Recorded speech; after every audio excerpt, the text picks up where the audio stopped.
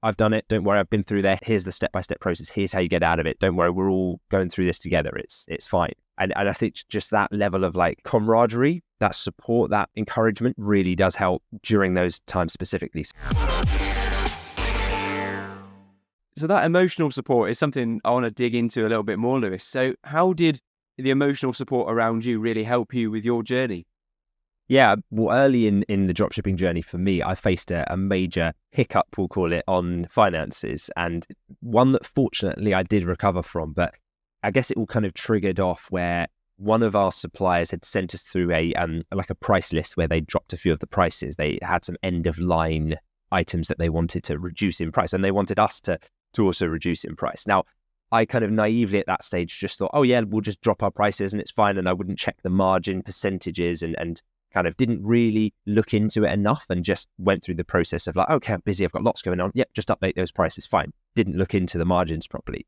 Now, what happened is there was a sudden upturn in sales for that supplier, and we were making serious sales with them and doing really well. And things looked great as top line revenue, right? As it often does. We seemed to be making money until I found out later that I'd set things up incorrectly, hadn't kept a close enough eye on things, and we hadn't accounted for both the VAT that we owed on that revenue, but also the cash owed to the supplier. And because our margin had squeezed because we hadn't updated the selling price correctly in accordance with what the margin was, and we hadn't chased the supplier up to also drop our trade price. Like, I get that there are certain things now that we would teach within the program that's just like, just do it this way. Every time a new price list comes through, this is how you need to input it. You know, it gets quite in depth, but basically some initial naivety and oversights that I made, and I take full responsibility for it. But I had some really difficult conversations with suppliers. You know, I remember a phone call when I was in a coffee shop in Bali where the supplier saying, okay, so you owe us £20,000, and just like it taking my breath away a bit, because I looked at the bank account and there were probably a couple of £100 in there because we just paid a massive VAT bill. And I was pretty broken, I was stressed. And the mistake that I'd made is I'd tied my identity to that of the business's success. So when the business crumbled, I started to crumble as well. And that was the first lesson that I think I took away from that particular event.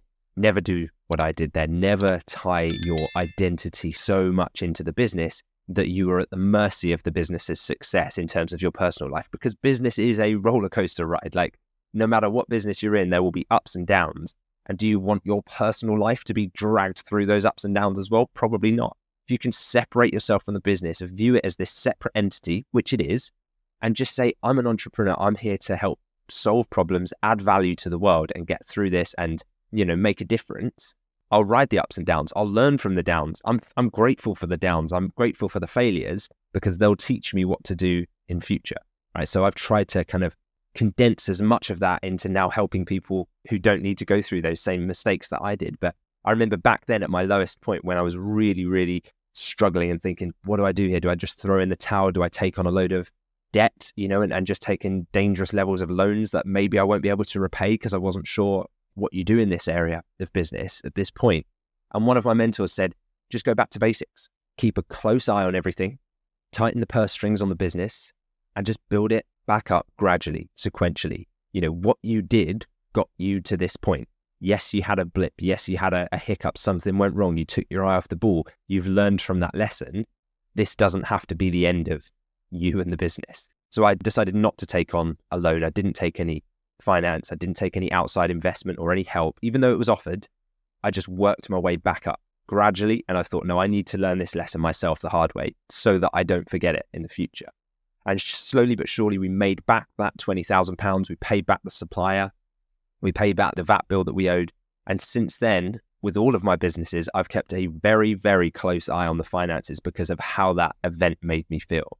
And so I guess to tie this back to mentorship, those experiences and that particular event in my life taught me that the value of mentorship isn't just in the success stories, but it's in navigating through the tough times as well, probably more so. If you're interested in similar experiences, then I'd suggest checking out episode 2 of our podcast, where I shared a story and I shared that full in-depth journey of how that all happened and unfolded. It's called Lewis Smith's Journey from the 9 to 5 to multi-million-pound dropshipping entrepreneur. So well worth a listen to that, episode 2 of the podcast, if you'd like a bit more of an in-depth view of what happened there. And it is an inspirational story to listen to. And I think some people try and paint a bed of roses when they come up from where you started to where you are today. But it's so important to understand that you as well went through difficult times that you learned from, and then were able to get out of that difficult time and then teach others how to avoid that in the future as well. And I agree that the value of mentorship probably comes around more so when times are difficult instead of when times are great. When times are great, you don't feel the need to reach out or ask for help. When times are not so good, that's when you can really lean on others. And initially you needed the tactical support, and you were given some great advice in terms of like logically looking at your situation. The business is separate to you. This is what's happened to the business. This is how you get out of it.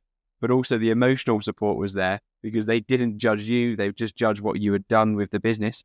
And that allowed you to then work on the business without getting crumbling, without falling down further into that stress that you must have been feeling in that situation. So would you say was the emotional support or the tactical support that was most valuable for you in that time? In that moment, it was the emotional support, because I knew what to do tactically. I very quickly realized the mistake that I'd made. And it's one that I was like, I will never make that again. But right now, I'm dealing with the consequences of having made it. How do I deal with that personally? How do I take that on board? And it was having someone external say to me, just because you failed doesn't make you a failure. But the failure is part of the process. It's the learning. It's, fail forward, like they say. Make sure that you're using the lessons from those failures to give you momentum, to push you forward, to make sure you don't make those mistakes again. And obviously having a mentor and a community allows you to navigate and shine a light on the different pitfalls that may lie ahead, that tells you that actually this is another thing you might want to watch out for. You may not have encountered this, but I did on my journey, so watch out for it. Heed my warning. Because sometimes it might be such a bad mistake that you don't recover from it.